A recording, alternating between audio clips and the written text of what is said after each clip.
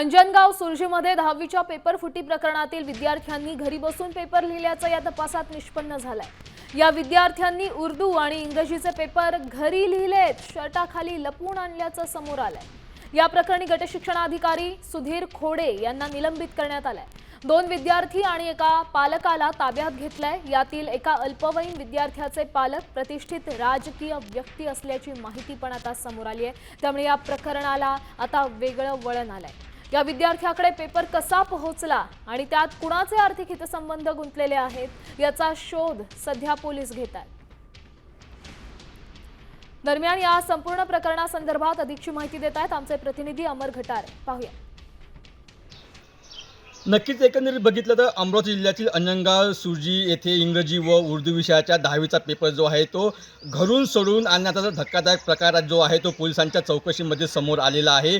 27 तारखेला इंग्रजी व उर्दू विषयाचा 10वीचा पेपर होता। त्या ठिकाणी बघितलं तर 11 ते 2 वाजेपर्यंतचा पेपर असताना साधारणतः 3 वाजेपर्यंत शिक्षकांच्या कस्टडीमध्ये तो पेपर यायला पाहिजे होता। मात्र तब्बल 4 वाजेपर्यंत तो पेपर त्या ठिकाणी आलेला नव्हता। त्या ठिकाणी बघितलं तर उपशिक्षण अधिकारी अमरावती यांचं जेव्हा पथक पोहोचलं त्या ठिकाणी 2 पेपर जे आहे ते कमी होते। मात्र त्या ठिकाणी असलेला जो हमाल आहे त्या हमालाने साधारणतः 4:45 वाजता त्या ठिकाणी पेपर आणल्याचं जो आहे तो समोर आलेलं होतं। त्यानंतर बघितलं तर हे 2 पेपर कुठून आणले आणि हे पेपर कुठे सोडले गेले हे मात्र पोलिसांच्या चौकशीमध्ये आज निष्पन्न झालेलं आहे। ते दोन्ही पेपर जे आहे ते घरून सोडून आणण्याचा धक्कादायक प्रकार जो आहे तो आता समोर आलेला आहे। यामध्ये बघितलं तर सुधीर खोडे नावाचे शिक्षण अधिकारी यांचं सुद्धा या ठिकाणी निलंबित झालेलं आहे। तर